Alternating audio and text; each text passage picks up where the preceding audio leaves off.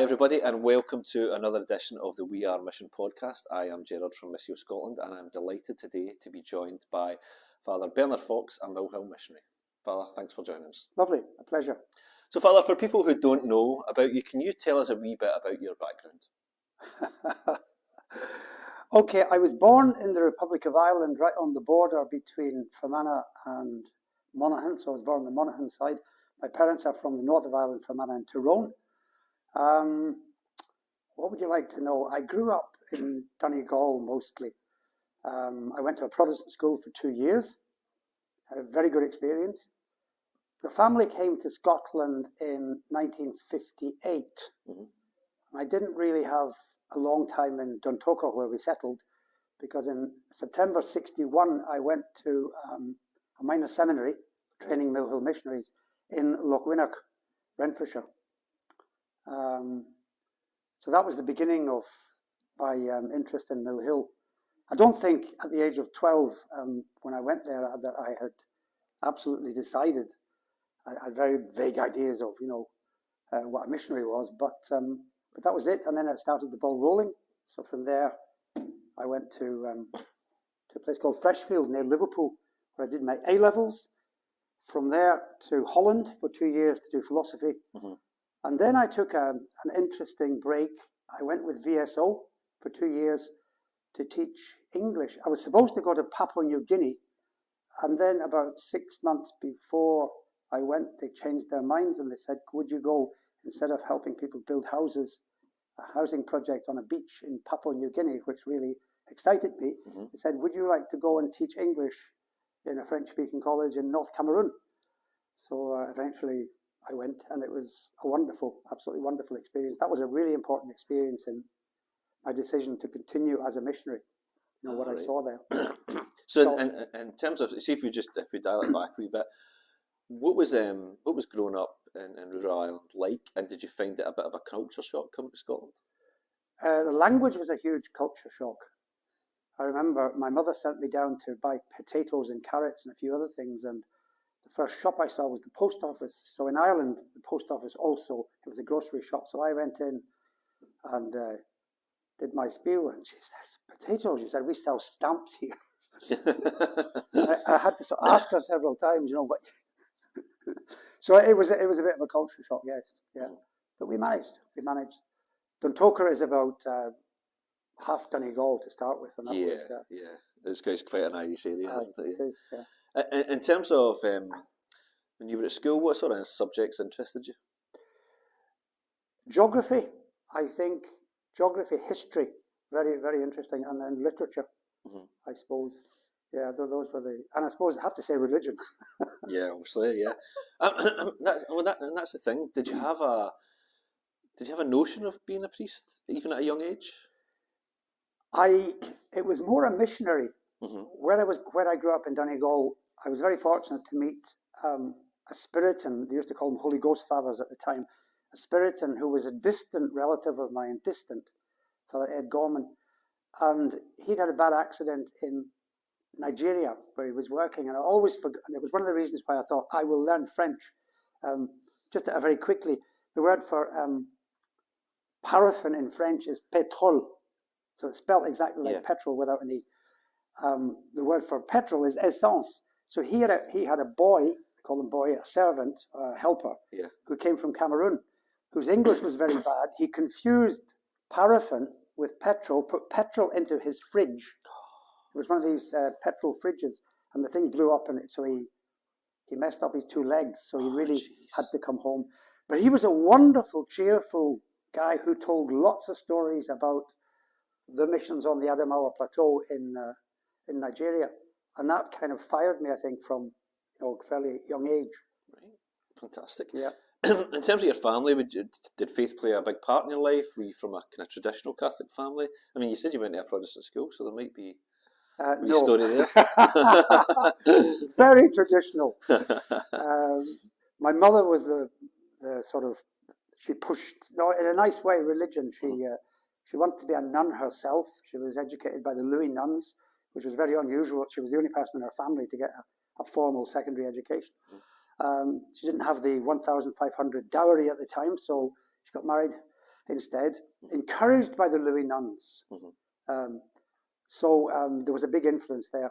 Yeah. You know, it was very Catholic. Yeah, I went to a Protestant school because this may sound very strange, but in that part of Donegal, it's called Lahi, there was no Protestant church. So there was no Catholic church and there was no Catholic school. Right. Okay. So the nearest school 2 miles away was Tullynut. Right. Okay. Church of Ireland school. So, and I had a really good experience. You were not strapped or belted there. Whereas in the national school, I had 2 years in the national school, and it was a disaster because we didn't learn Irish in the Protestant school. Yeah. And when I moved to the national school, so the, you know, when you'd be using Irish, Catholic school, I think I was too shy to say, you know, I hadn't started learning Irish. We were belted, myself and my brother. So that wasn't a good experience. Jeez, oh. Yeah.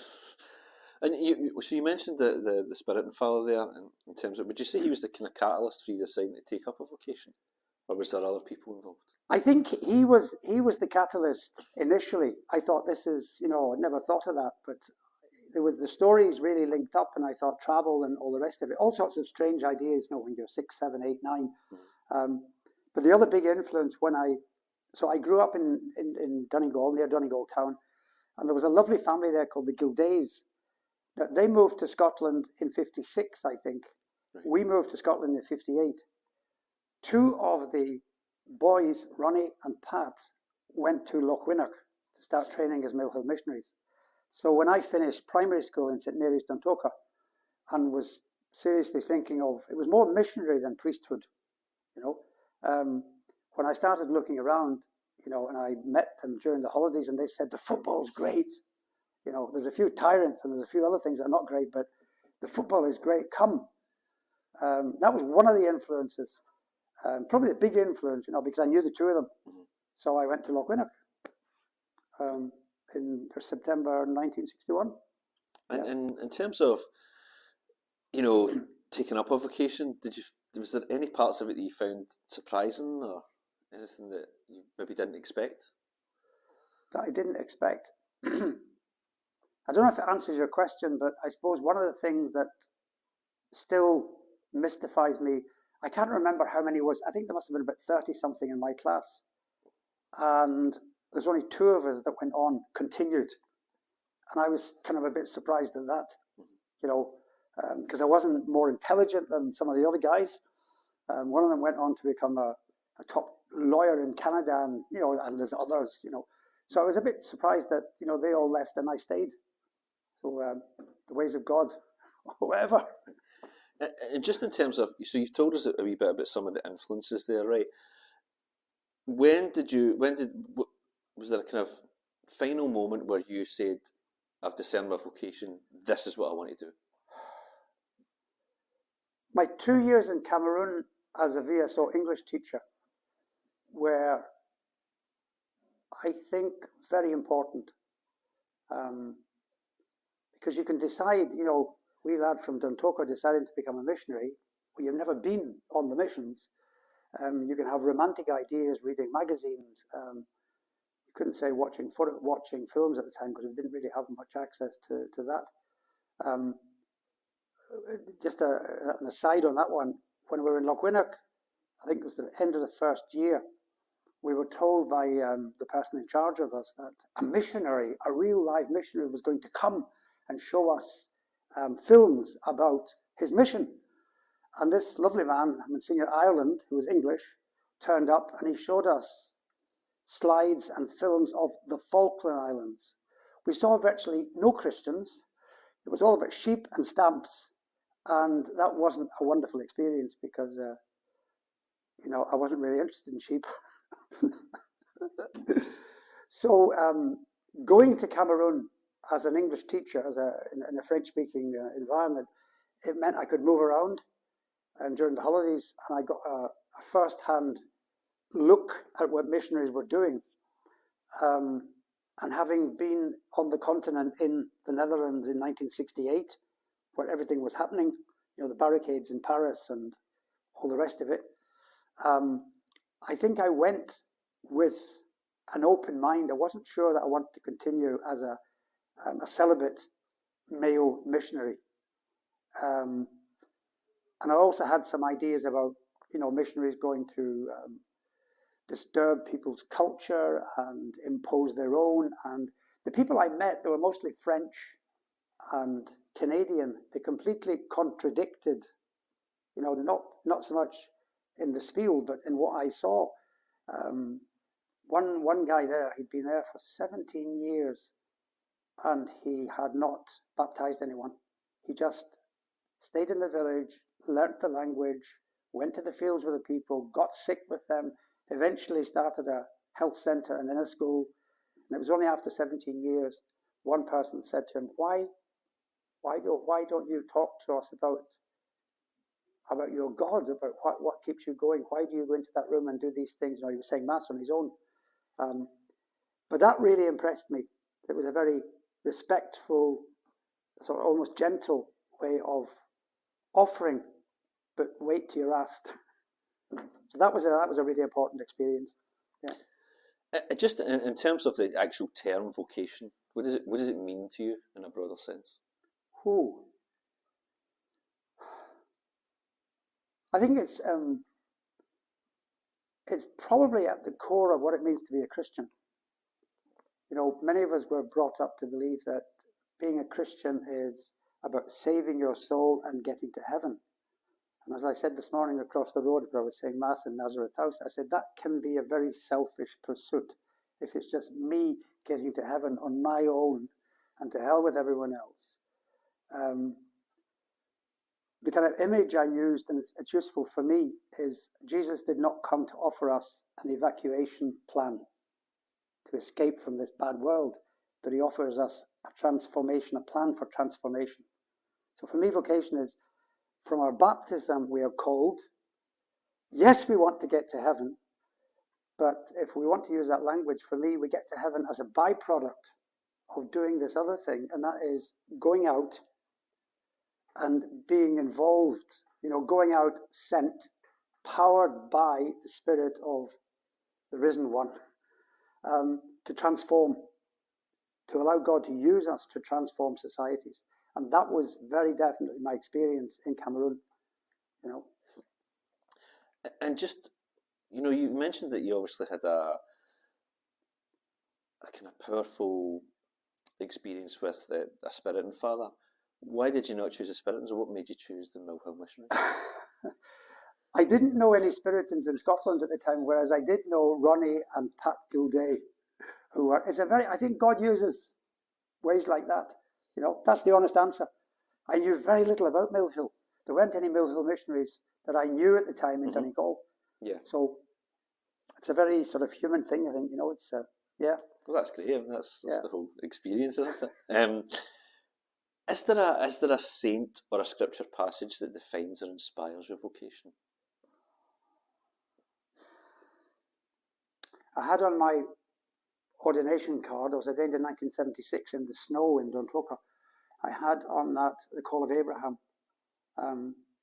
God addressing Abraham and said, go, leave your country, leave your family and go to a country that I will show you. So that was important. When I started studying theology, I did my theology in Holland and then at London University. The big thing there was Exodus, the whole call of Moses. Go back.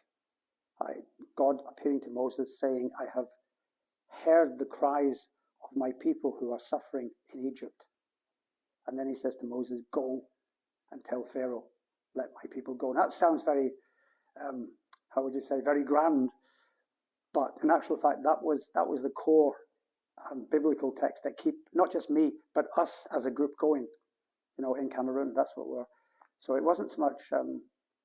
We did do a lot of development work, but that was what kept us going. The whole Exodus thing. If you, in posh language, the Exodus paradigm. It's a bit like liberation. Well, it's not a bit like, it is liberation theology, and that was in the 1970s. When I went to Cameroon, that was it was very much what inspired us. In terms of a saint, I thought about that just when you said it there. I think the saint that would inspire me most is Ignatius of Loyola.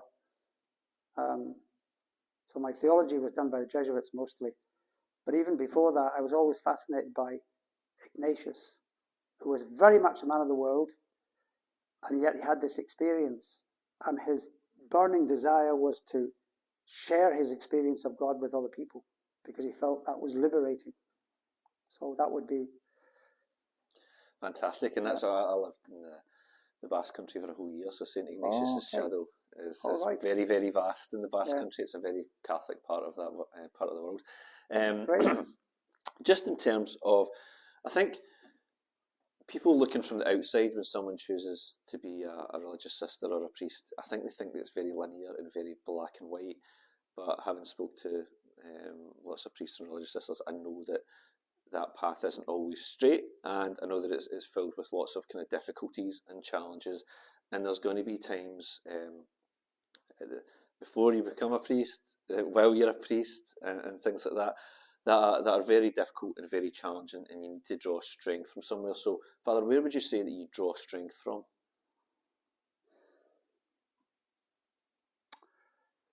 Practically, if you're asking about now and looking back, Cameroon, on a very human level, we worked as a group, and we were a very good group. So there were missionaries, there were lay missionaries, mostly from France, so nurses and agriculturalists and all the rest of it.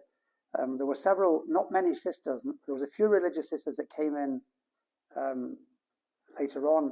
And then when I was at the university, I had a very good group. There were 3 Irish sisters, myself and an Irish priest eventually. And that bond that kept us together, you know, we challenged each other and all the rest of it. That was, on a human level, that was important. On a spiritual level, I've always drawn a lot of strength from called Lectio Divina. So taking a scripture passage, it's Ignatius again, you know, and getting into it, immersing yourself in it, and just listening to God challenging you and encouraging you. And so that was Lectio Divina was important.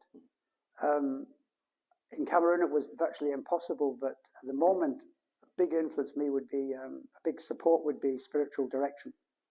So I have a spiritual director that I see every 6 weeks or thereabouts, and that's just somebody that sits with me as I talk, and we try to pinpoint where God is in my life, you know, the challenges, where he's been in my life and where he is in my life, and that I find very, very helpful. Yeah. In terms of that, a lot of people would say that you've maybe got so much experience of the church both here and abroad that you should be the one giving it the spiritual direction. So how does that, how important is spiritual direction for priests and religious sisters nowadays? I would think any, you know, from what I've seen in France, I've got a lot of friends in France and in Scotland and Ireland, I would think it's absolutely, it sounds a kind of strange word, essential. You know, priests are under so much pressure at the moment, and they're a diminishing race, a diminishing species, and I don't think you can keep going. I could not keep going. I was on our general council for 5 years. I was vicar general, and what kept me going there was my link with my spiritual directress, and a prayer life. You know, it keeps you, it calls you back again and again. What is this about? You know, where is God in your life? Yeah. You know, and that means, you know, where is God using other people to speak to you? You know, where is he suggesting you reach out? I think it's so easy to be fooled ourselves, you know, I mean, prayer is important, and, you know, going to mass and all the rest of it is important, but unless we sit down and, you know, allow God to sort of speak to us, you know.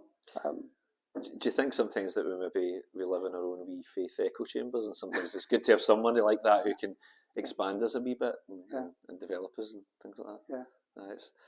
It's certainly something you hear more and more about, I think, these days than maybe in times past, and it's understandable. Yeah. No, I just spent 2 years recently at the Jesuit Centre in Glasgow, the Ignatian Spirituality Centre, training to be a spiritual director. Right. And it's really, really, really, really, I think, important as well that as a priest that you can offer this to people who need it. Because more and more and more people, I find, we have in this house here, We have a meditation group on Tuesday, and that's fine, it's a meditation. And then we discuss, faith issues. But we've got a really interesting group on a Wednesday night called a Faith Development Group. And these are mostly retired people in their 60s, few in their 70s, and they're asking now questions that they really ought to have asked when they were in their 20s and 30s and 40s, about the faith and about their own, not so much the theological, I can do that as well, but that's not what transforms, but it's the spirituality of a person, and how do you develop it? How do you help people move on from having ideas of God that they got when they were in primary 7, and now that they're 70, and they sometimes still have that same idea of God. As someone up there spends his time noting down our misdemeanors and then decides who can get in and who can't get in. Yeah. It ain't a Christian idea of God. Yeah. And in terms of, I think a lot of time our spirituality can get challenged by the world in which we live in. It's just more and more materialistic, less communicative, more isolationist and things like that. It's,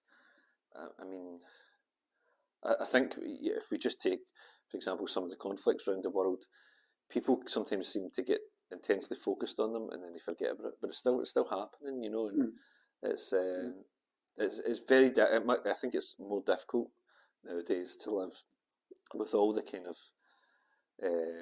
media that you have. It can actually make it a lot more difficult. Sometimes you need to shut that out and create time for yourself. So spiritual direction, I think, is a fantastic thing.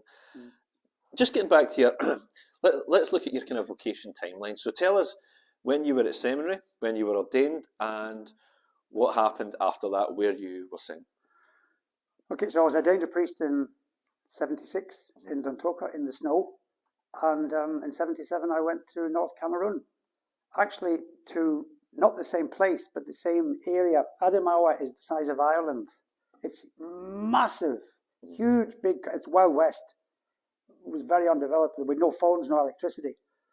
Where I was in the villages, but that's where I started in 77. So it was what they call bush mission. It was first place I started. The Adamawa is a plateau, but the place I started had forest. So it meant the big disadvantage of that was I got lots of malaria at the beginning, really bad malaria, and that was not nice. But it was a wonderful challenge, absolutely wonderful challenge. The people were lovely. They were absolutely lovely. Challenge to get to know them and for them to get to know me, but it was a really exciting time, So that was 1977. What was your vocational path like after that? I think in terms of, I think it's a bit like getting married. From my experience of people who have been married, there's the honeymoon, and mine lasted probably about 2 years. And then I got malaria a lot, and I was just wondering, what was going on. And I suppose that the first group of people I was sent to, many of them had been baptized. And I was under the impression I was going to be working with people who had not heard of the gospel or anything else. So I was straining at the bit, so that was a bit difficult. And then after 3 years, I was made director of the mission, called a parish priest here, on the Adamawa Plateau. A real bandit country on the border with Nigeria, but lots of people who had not heard anything about, or very little about Christianity. And that, I really flourished there, I think. It was a great time. So how long were you in Cameroon in total? 27 years. 27 years. 2 as a VSO English teacher and 25 as a Mill Hill Missionary. All right, wow. So so you're there from 77 to 2004. 2004. Yeah. With a small, I spent a year, I did 2 sabbaticals, and then I was a year and a half doing vocations work in Liverpool. Okay. And in terms of, you spoke there about your kind of early impressions of going to Cameroon, where you thought you'd be there with people who weren't baptised and things like that. But how did they receive you? How were you received in Cameroon when you went there? The short answer is very, very, very well. They're a very generous, welcoming, smiling people. So it's difficult to answer the question because you have to say, there's 250 something different languages and therefore different ethnic groups. These are not dialects, these are proper languages in Cameroon. Population now might be 25 million, 26 million. So every ethnic group has its own particularities. A Scots person from the Isle of Lewis is not the same as someone from Kent in England. You know, they're just different personalities. So the people I was sent to work with to start off in 1977, they were called Tikar, and they were lovely, very, very welcoming, very non-warlike people, because their neighbours they were much more warriors and harder. No, they were extremely welcoming. Difficulty was we didn't think in the same way, and so that was a struggle. There was lots of misunderstandings and. Yes, if we look at that as well, then you obviously had a wee bit of experience being there as a teacher, yes, first and foremost, before you were there as a priest. But what was your overall kind of first impression of life in the missions in Cameroon? One of the things that, when I got to know the people a little bit, and it didn't take long before that happened, the Tikar would smile continually. And I thought that's because they were happy, but it wasn't. It wasn't always because they were happy. You know, when Cameroon beat Argentina in that 1990 World Cup, you know, they smiled, and there was a reason for it. They were happy. Fear. I think if you said what was the sort of constant that dominated everything that went on, whether it was development work or their own spiritual lives or life in the village, between, you know, relations between each other, between other people, other tribes, it was fear. They were really, really, really, fear was huge. So fear of spirits, and there are spirits in the water, spirits in the forest, the spirits in the air, the spirits in food. Fear of ancestors. So ancestors are your granny, your grandpa died. They're usually, for the Tikar, they're usually buried in the front garden. And you would normally, when I arrived in 77, I couldn't understand this. People would go out in the morning and they'd put some food on the grave, and then they'd pour palm wine over the grave, because they believed that if you forgot the ancestors, they had to drink and eat. If you forgot them, your little son Johnny might fail his exams, or your wife might have a miscarriage, or so the ancestors, if you remember them, they're very powerful. They're a little bit like our saints, you know, interceding with saints. But if you forget them, they can be quite nasty. And this just permeated, you know. So the thing is, you keep smiling at everyone so that you don't make any enemies. Because if you make an enemy, you may feel that they will use witchcraft against you. And that was really, really big. But it took me a long time to work that out, you know, because they won't tell you, you know. Gee, that's fascinating, absolutely fascinating.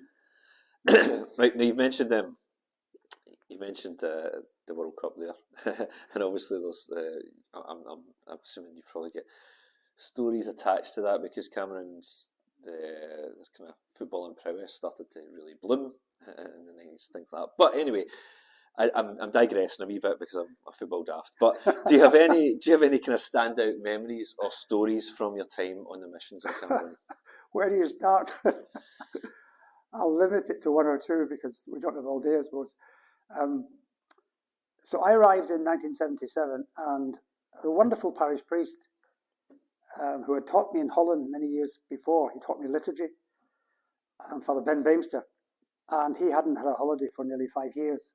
So he took off after a month and left me in charge of this rather large Catholic mission of Ban Kim. And everything was going fine. And up the road, the village had, I don't know, maybe 3,000 people. There were fishers, and they had some small coffee. They had little coffee plantations, which, interestingly, they did not drink. They didn't drink coffee. They just grew it to sell it, because the French forced them to plant coffee. Anyway, that's another story.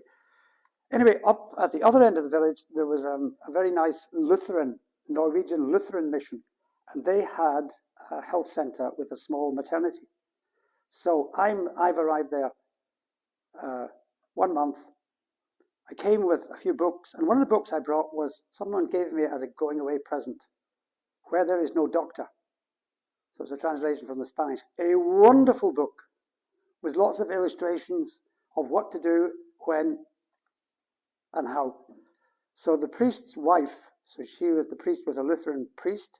His wife, Elsa Marguerite, came down, banged on my door at 3 o'clock in the morning and said, my husband has gone to evangelize on the other side of the river in Bam. I can't drive.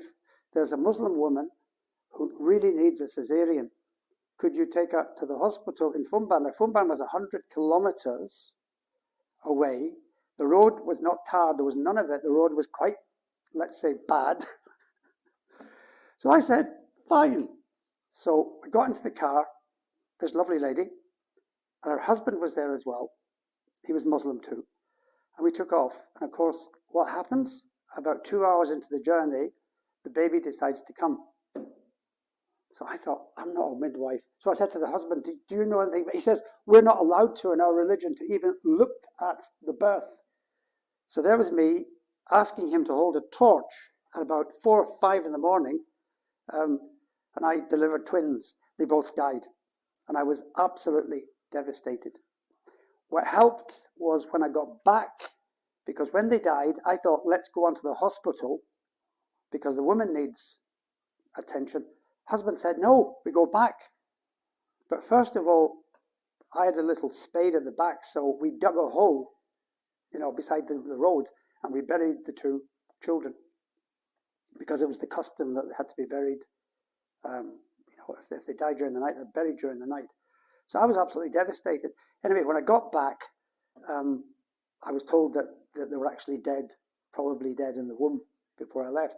But that just threw me completely. I thought, why didn't I learn something about...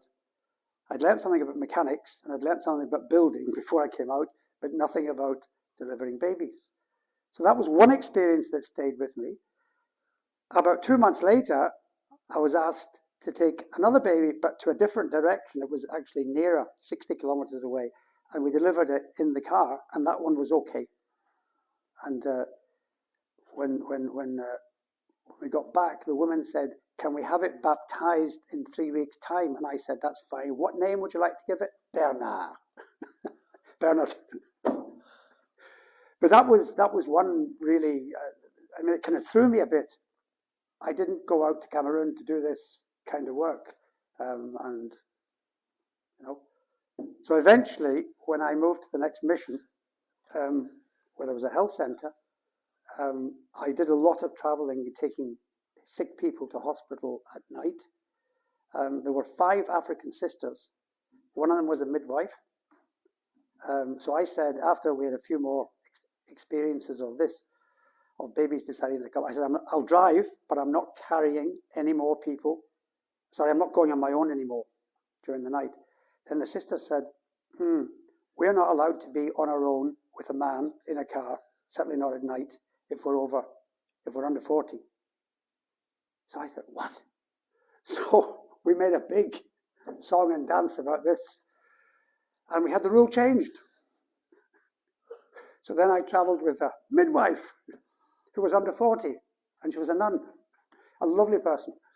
So that was rather bitter. Yeah. Father, you said you had another wee kind of memory or story. Could you share that with us? Okay, this is more, I suppose, what a missionary, or what people think missionaries do, or what I think missionaries should be doing, or should have been doing.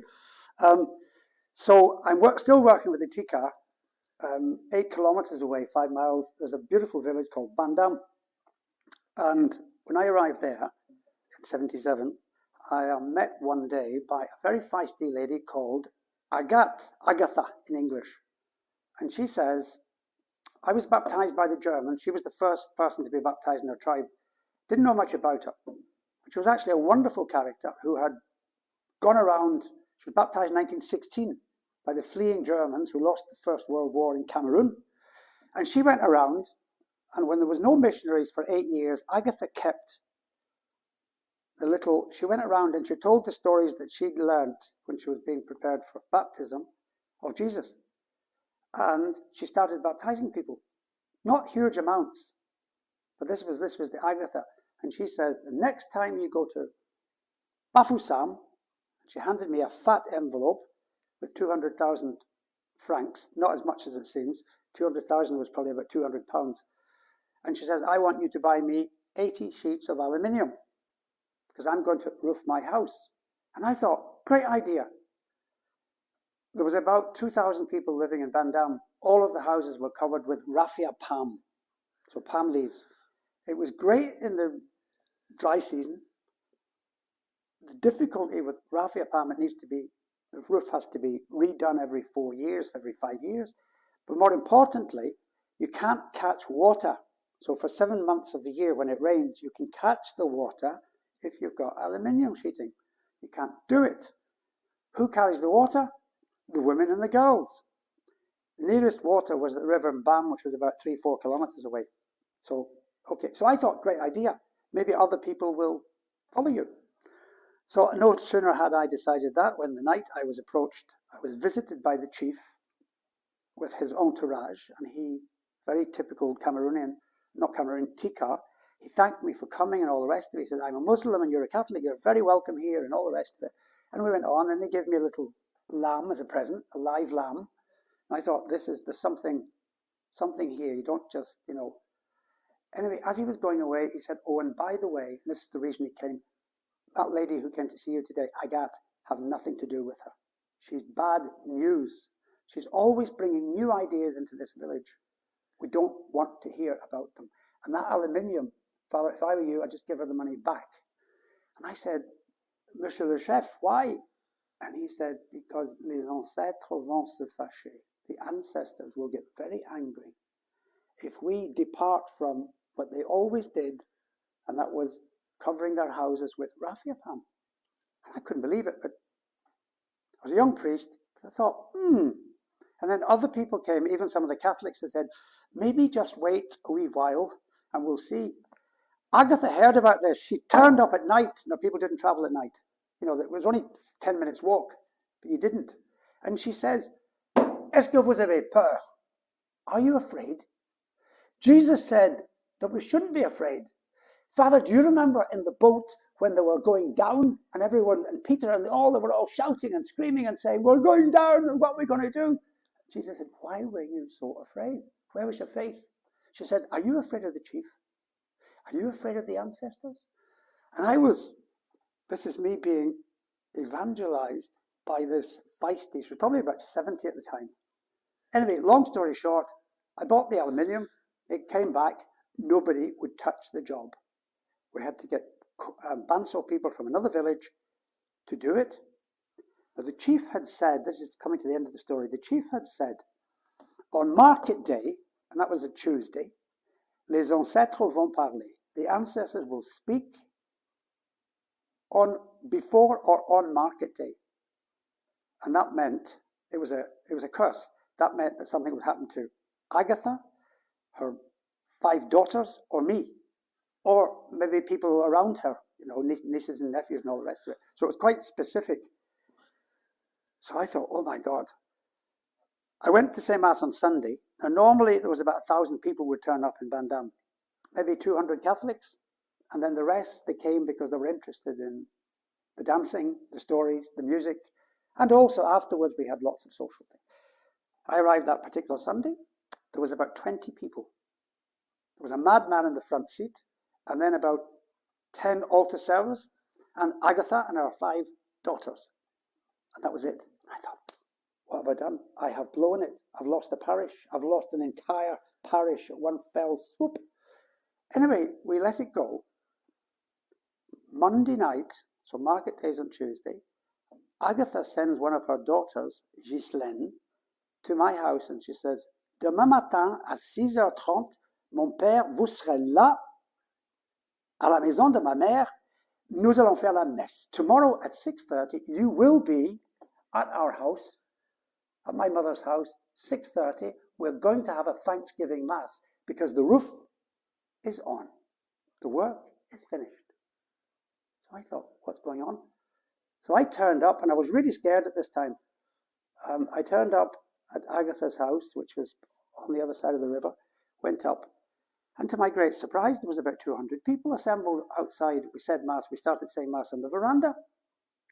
And by the end of the Mass, there was about 400. What I didn't know was that during the night, Agatha had sent her daughters out to the four corners of the village, and she says, if you come to Mass in the morning, there will be meat and there will be beer, free beer and free meat. So mysteriously, 200 people braved their fear of the ancestors, turned up. We had a lovely Mass. The ancestors said nothing, and that was it. Now, it was a real watershed moment in the village, because people kept looking at her, looking at me, looking at people that were associated with her. Nothing happened. It was like a spell being broken. And what happened was, in the months and years that followed, one family after another decided to follow Agatha and use the coffee money to buy aluminium sheets. And it was brilliant news for the girls. And for at least 7 months of the year, they didn't have to trudge off every morning at 5 o'clock to carry water. So she was a trailblazer. But that was, and she said to me, why were you afraid? Jesus said, don't be afraid. And it had really sunk in. It wasn't just, baptize me and something will happen. It was real for her, the liberation thing. She was really liberated from that fear. Fantastic. Yeah. Just in terms of, 27 years in the missions is a long, long time, and you'll have an idea of what the qualities or characteristics are that a missionary must possess. So what do you think those are?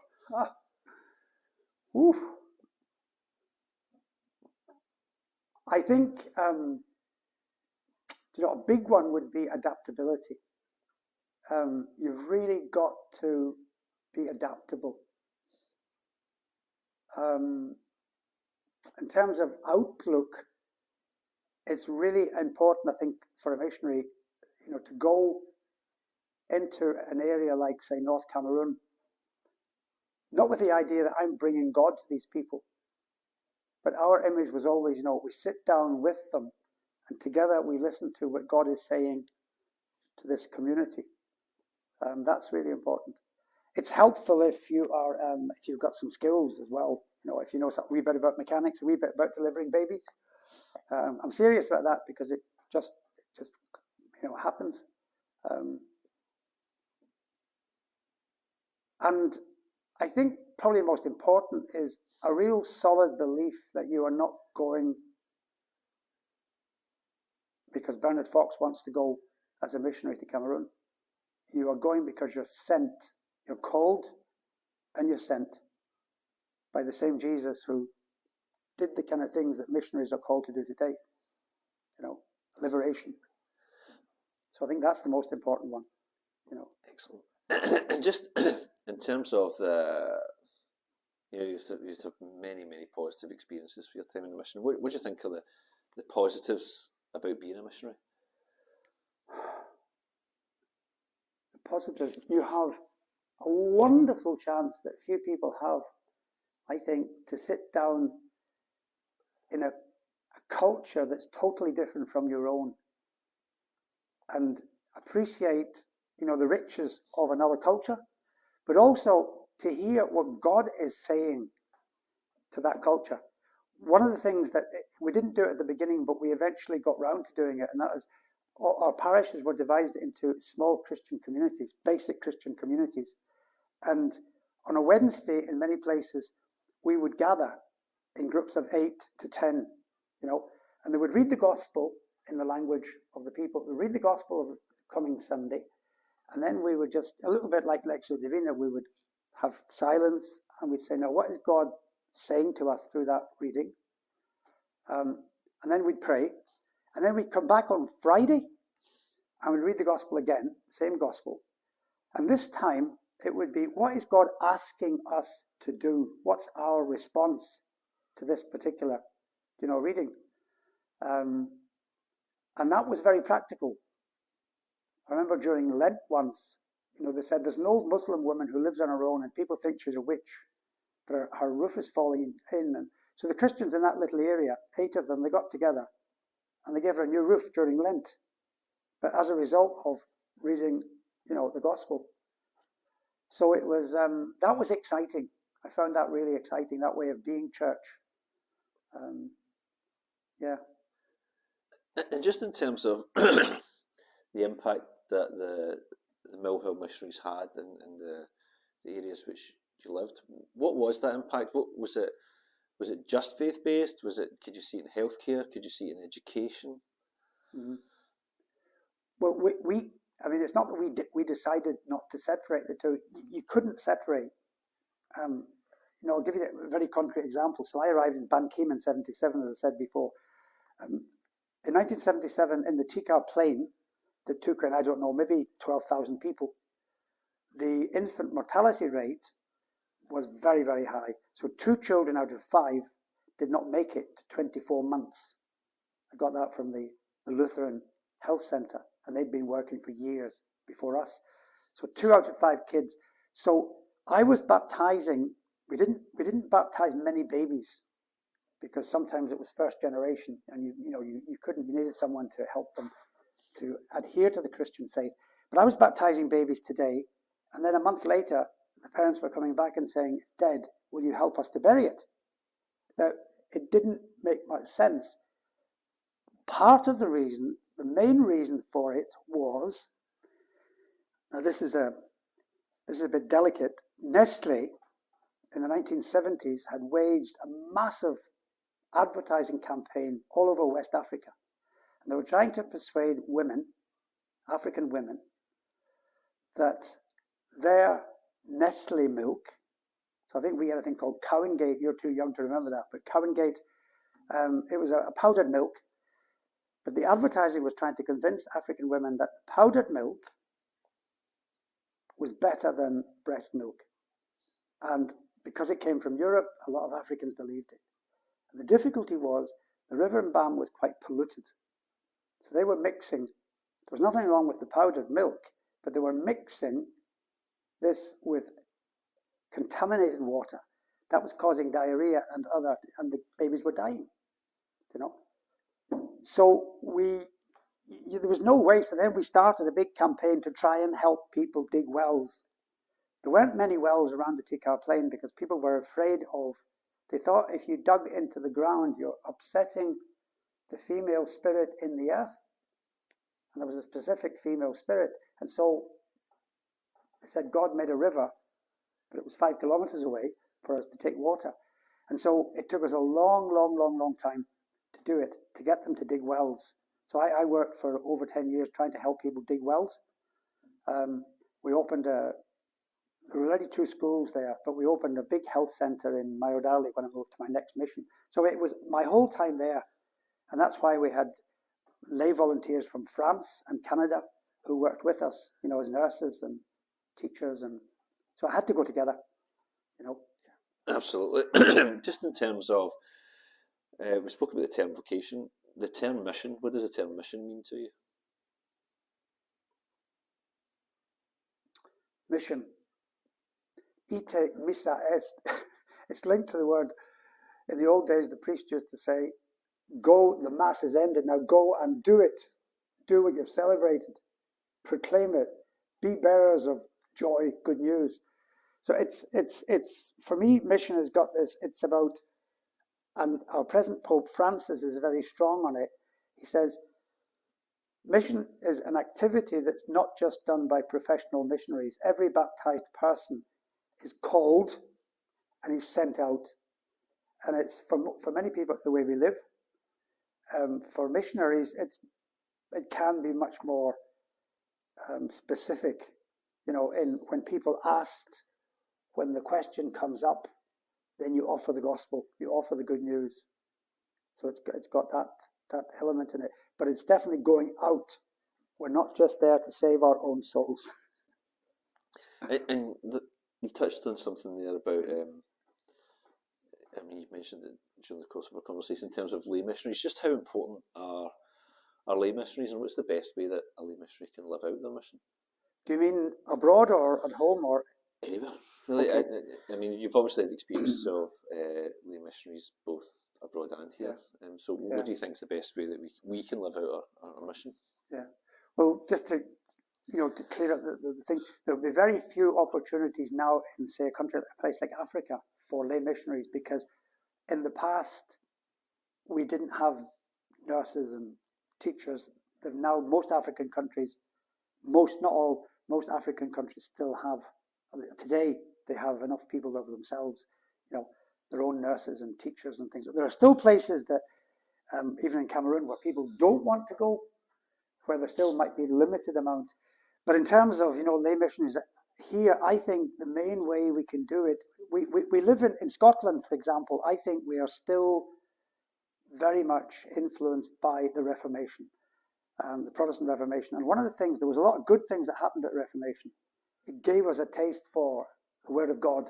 I think that's where you have to thank, people like Luther and Calvin for that. But for me, one of the negative effects of the Reformation is it privatized religion. It really privatized it. So if I have a Bible and I can read it, it can be me, the Bible, and God. I don't need church. It's good if we come, but I don't need it. Yeah. I don't need to come to church. As long as I've got a Bible, and I'm trying to, it's me, the Bible, and God.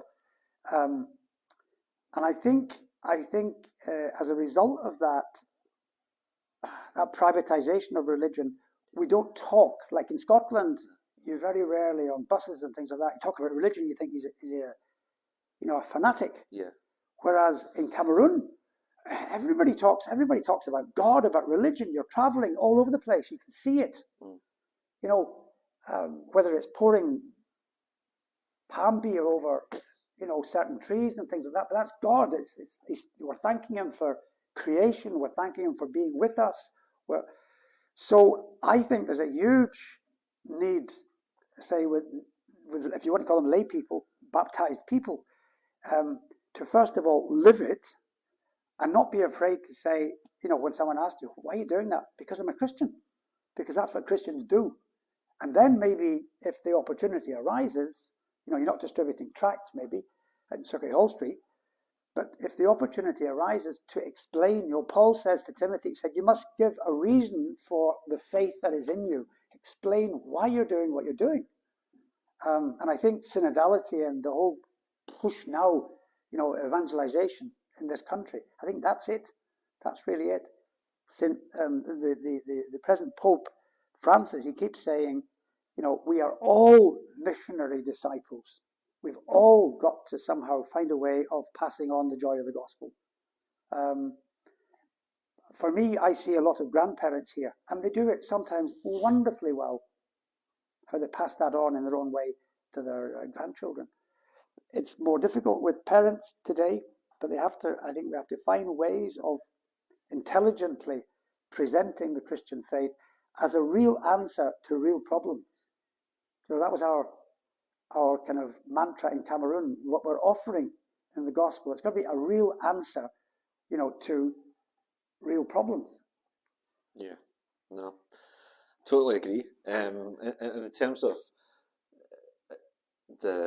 maybe we've got far too much of a kind of Western outlook. Maybe we can learn lots of lessons from Africa and Asia and other parts of the world where faith is still on the rise, still very strong. Not saying it's not strong, obviously, in various parts of Europe and stuff like that, but maybe less so these days. And that kind of brings us on to the next question in terms of the situation for the Mill Hill Missionaries worldwide. What does it look like, and where are you getting most of your vocations and things like that from? Mm-hmm.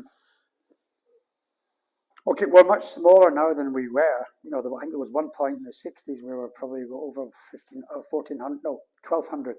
1,200. We're down to about 200 now.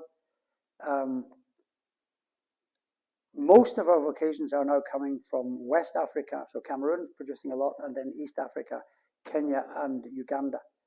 And then recently, quite a few have come from the Democratic Republic of Congo. So that's Africa. The East, they're coming from India. Really quite substantial numbers from India. And then the last a place that we never thought we would actually see any missionaries from, Malaysia. We were thrown out of Malaysia by the government of the time I can't remember the date, but it was the 80s. And the idea of the government was that the church would collapse with no priests, because there were very, very few native priests at the time. It didn't. It went very charismatic, and it survived. And then eventually, they're producing their own priests. Not only are they producing their own priests for in a place called Sarawak, but they are now. We've had now 2 priests from there ordained as Mill Hill missionaries. So that's a real interesting story, So it's Africa and it's Asia that are providing the bulk of our new recruits.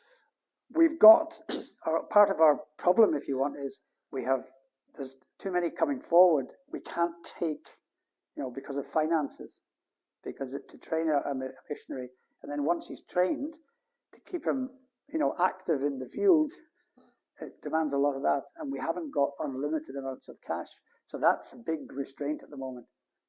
And just in terms of how the Mill Hill missionaries operate, obviously, like in the past, you've had Mill Hill missionaries from here that have went and worked in Africa and Asia and things like that. In the future, is there scope for a Mill Hill missionary, say, who's been ordained in Cameroon to come and live and work in Scotland? Is that how it operates, or is... Well, that's a really interesting question, because at the moment we have 8 or 9 missionaries from outside this country who are actually working, not in Scotland. We've no one in Scotland yet, but we've got some now in Sunderland. So there's 2 Cameroonians in Sunderland who are working with a Welsh priest. Jeez. And they're working in St Mary's, Sunderland, and it's a wonderful multi-ethnic.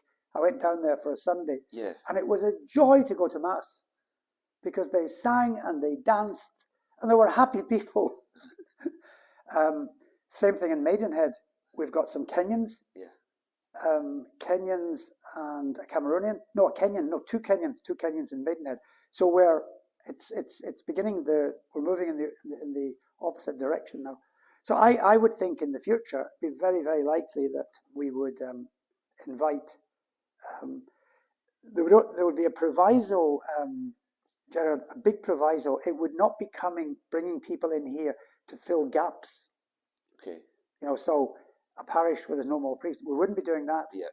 But if there was a specific area, say like Sunderland, where there's lots and lots and lots of Africans, Asians, and everything else at the university, but also just living there. So that is a missionary situation. Yeah. Just in terms of, Scotland's much more diverse than it used to be even 10, 15 years ago. Yeah. Do you think a similar situation could exist in Scotland like that? Where a lot of African students at university here are coming over here it could be to escape the situation in their own countries and things like that. Do you think that could exist here? Yes. I think it already exists, When I was here first from 2004 to 2010 in Scotland. And there was they've knocked down the flats now, but there were high-rise flats over here. And once a month I did Mass in French, and we would get 30, 40 people at every month, and they were refugees from lots of them from Democratic Republic of Congo because of the French. But that was a wonderful experience. Now most of them had been baptized, but it was still a question of deepening their faith and also trying to get me to encourage them to be missionaries to each other. Yeah. Because what happens is, maybe I shouldn't be saying this on camera, but what happens is people who will come from places like the Democratic Republic of Congo, they have a different experience of liturgy. So for them, going to Mass is not going and sitting in a bench and occasionally standing up and sitting down and kneeling, and it's moving their bodies. It's dancing, it's praying with your hands open, it's using your body to pray. And what actually has been happening since we've seen the arrival of large numbers of people from places like the Democratic Republic of Congo, is they arrive here Catholics, but very, very quickly they don't go back. But they are joining the Pentecostal groups, because there you can pray, as they say, correctement, properly. Right, okay. In other words, you move your body and you don't have a problem one woman came to me and she says, I went to a priest, I won't say the place, and I explained that there are bad spirits in my house. And for her, that was a real problem. And she said they're in the bed and they're in our bedroom and all the rest of it. And the priest said, don't be stupid. There are no such things as bad spirits. Now, that doesn't help. It's just I don't blame the priest because he doesn't understand the background. But I think there's a huge opening there for, and it could possibly be a Congolese priest, that we've got Congolese priests in our organization now, but who would be working with their own people. So the answer is probably yes. So, Father, obviously, Mill Hill and the Pontifical Mission Societies, they're closely linked in terms of the things that they do and the people that they help and support. Why do you think it's important for people to support the work of Missio Scotland and the wider Pontifical Mission Societies? I would say it's not just important, it's absolutely vital. As I understand it, one of the things that you do is to support local churches, local communities. Very often in places in Africa, for example, that's what I know best, Cameroon, you can have local priests and sisters, but they just don't have the means to either expand or keep going, the communities that they're working with, to keep them going. So I think it's really, really important. And if I could single out one group, I'm sure you help, and that's catechists. Like when I was in North Cameroon, there was one place I went to Mass, I could only go twice a year.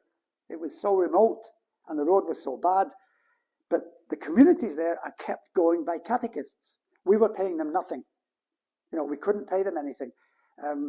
But to get them a motorbike so that they can actually travel around to do what a catechist does. Or catechist, he teaches religion, but he also gathers the people for prayer. He keeps them together. So I think it's absolutely vital that we support, because we're all one family. We're all in this together. We're all one family. So I would really think it's absolutely vital that we share what we have with our brothers and sisters who belong to the same family. Father, we're coming towards the end of this podcast, so you'll be delighted to hear that. But before we go, I usually ask just a wee kind of fun question to end on. Can you tell our audience something about you that they might not know? Do you have any special skills, hidden talents, anything like that? Wow, I have to think about that. Okay, one of the things I discovered this was a discovery, when I was involved in the well project, helping people to dig wells, I discovered I can actually divine for water. And that was a real big surprise. I didn't believe it. There was a professional diviner who came to help me. And he gave me these little 8mm iron rods, and he said, he bent them quite simply. And he said, just take those now, follow me. And I watched him, and when we hit a water vein on the road, on the ground, the thing starts moving like that. He threw his away, and he said, now you do it. And I said, I can't do it. I'm not a diviner. So I went around, and I got to this place, and they were just moving, and I was desperately trying to not make them move, and the things moved, and they started moving. And we dug, and we found water. So that was the surprise. I'm not good at telling you the depth, at what depth you'll find it, but I can divine for water. So that was a big discovery for me. There you go. You can call yourself the divine diviner.